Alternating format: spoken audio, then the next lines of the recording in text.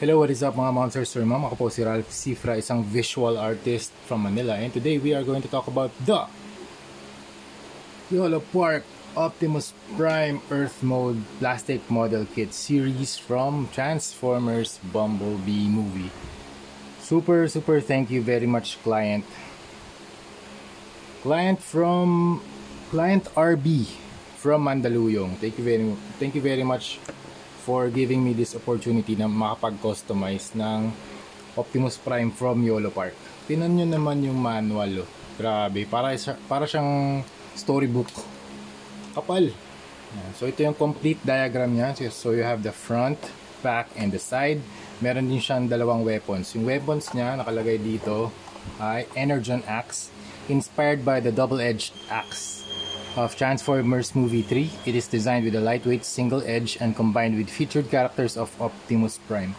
Meron din siyang Ion Blaster, a kind of laser rifle only used by Optimus Prime when all attempts at peace have failed, to ensure that freedom is the right of all sentient beings.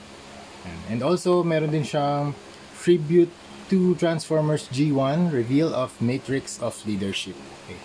Hindi na natin siya bubuksan kasi medyo ayoko ring masyadong galawin tong figure na to kasi i-customize din natin siya in a while. Ito na yung kanyang laki, Energon Axe. Teka, measure natin. Okay, measure natin yung Energon Axe. Oh, grabe. Parang 9.25 inches tall. Tapos yung width niya ay around 3.5 inches in width. Ayan, 3.5 ang haba. Tapos itong baril around 6 inches with 2 inches. Tapos si Optimus Prime, grabe, yung tangkad. Parang 12 inches pagkasama yung mga smokestacks. O tama, 12 inches tall. Mga 12 inches tall mga momser. Yan, again, shout out to YOLO Park and shout out to my client RB for this very cool build. Siya nag-build nito, hindi ako nag-build nito. Thank you for building this. Hopefully walang matanggal na mga pieces habang nire-review ko or habang hinahawakan ko. Meron na siyang mga custom painted parts. So meron na siyang wash. Ang gagawin natin diyan, papatungan na lang natin yan ng paint after kung i-review yan, ito si Optimus Prime. So let's start with the head. So bago pala yun, let's start with the overall look.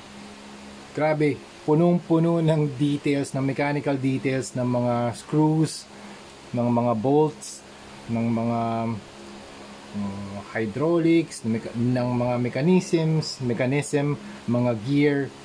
Dami, grabe. Ito yung pinakagusto kong part dito, yung kanyang spine. Yun, gumagalaw itong mga momser, nag-e-extend yan para makapag-ab crunch siya. Yan, meron na din mga gantong paint. Yan. Dahil yan sa mga sa washes. Tingnan natin kung matatanggal. Wait lang. Tingnan natin kung matatanggal.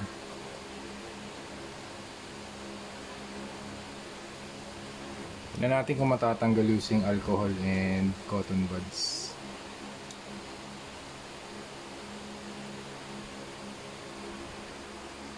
Okay, nabura naman yung mga washes dito using alcohol and cloth. Yan. Tinry ko lang burahin yung kayang burahin ng material. Pero dito, papatungan na lang natin yan ng metallic na red na paint mamaya. Okay? Pero yung overall look nito, grabe. Sobrang ganda ng ginawa ni YOLO Park dito. Super detailed, the mechanism. Yun nga, sinasabi ko kanina pa na grabe yung design. Yung hip design, chest design, the head, the mask itself. Grabe, ang daming panel line, ang daming moving parts, kaya medyo ingat lang talaga sa pag-handle nito kasi ang daming moving parts nito. Pero wala namang loose. Tinitinan ko kung ano yung mga parts. Actually, ito baka, ayan itong part lang na to. Pero kaya na mahigpitan yan Wala namang problema dun. Yung pag-build nito talaga ang mahirap kasi ang daming parts talaga. Pero pag nakita nyo naman on hand or na-build nyo na siya, sa work desk nyo, super worth it talaga to mga ma'am sir, kasi ang ganda niya talaga. Ngayon lang ako nakakita nakahawak ng gantong klaseng Optimus Prime from Yolo Park. First time kong nakita yung Yolo Park na brand. Ito yung nilabas nilang product. Ito yung unang-unang nakita ko na Yolo Park Optimus Prime. Ang laki pala nito. Grabe, ang ganda. Tsaka ang ganda. You have the red na armor dito sa chest. Ang ganda ng mga panels, ng mga armor panels, ng mga screws, ng mga bolts. You have silver, you have gunmetal, you have gray. Tapos meron ka rin blue. Yung blue nila medyo parang yung blue sa Gunpla. Flat lang na blue, hindi siya, parang satin pala na blue, hindi siya matte, hindi rin siya glossy. Ano. Look at the mechanism dito sa shoulder, sa head. Naglagay na rin si client ng mga konting dry brushing, pero babaguhin na lang natin yan mamaya. Look at the shoulders, the way it is designed and engineered by the research and development team of Yolo Park. Grabe, hands down, super nice engineering. Grabe. Paano iniisip ko paano mo i-design to from scratch, di ba? So hindi siya nagta-transform mga ma'am sir, hindi siya nagta-transform. Non-transformable. It's a model kit. Gugupitin mo siya from the runners, you will clean the knobs bago mo siya i-form or bago mo siya pagdidikitin. Wala nang glue needed. Snap fit na siya. And look at the output na makukuha nyo from this kit. Super nice. If you're a fan of Optimus Prime, this is definitely must have in your collection. And look at the hips, the legs, the thighs, thigh armor, silver. Binura natin yung konting weathering na ginawa ni client. And then may mga pooling kasi na nangyayari dito so tinanggal lang natin ng konti. Dito kasi medyo hindi na natin to matanggal, permanent na siya, mahirap na tanggalin. Tanggalan tayo ng konting pooling lang naman. Okay, dito okay na yan. Magagawa na natin ng paraan yan sa likod. Dito rin sa look at the tires. Umiikot rin yung mga tires niya, yung mga gulong, working siya. Ito medyo tight lang pero gumagalaw siya. Okay? Medyo ingat lang talaga ako sa paghawak nito kasi tinan niyo yung build talaga, grabe. Ganda. Ayoko lang makatanggal ng mga parts. Yun lang yung kaya ako nag-iingat. Pero yung definitely yung build sobrang solid. Look at the hydraulics. Teka, tingnan natin kung paano nag-articulate to.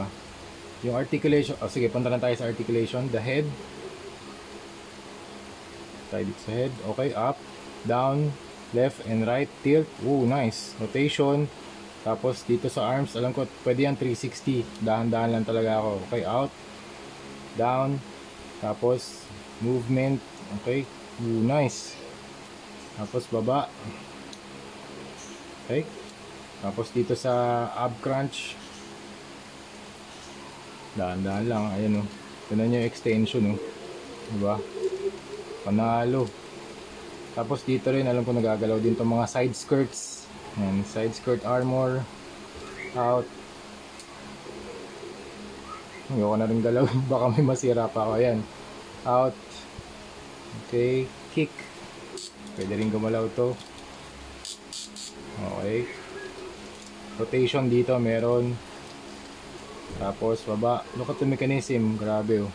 Yung engineering dito. Ayan oh. Bababa itong armor na to. Ayan. Tapos pag binalik nyo, maangat din. Angas, grabe, lupit. Tapos yung paa, ball joint. Okay. Ay, up and down. O tama, alam ko ball joint. Ayan, gagalaw pa siya. Angas. Ayan, dito sa paa, medyo may mga loose na parts lang. Kakabit, i-re-attach lang naman yan. Okay.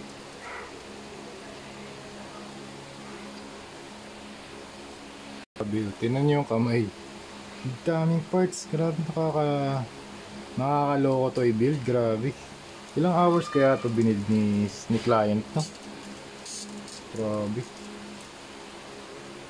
Okay, last look bago natin siya i-customize. So ito yung front. You have the side. You have the back. Grabe, ang ganda. Grabe talaga. Armor panels, exhaust. Halo-halo na yung details. Grabe.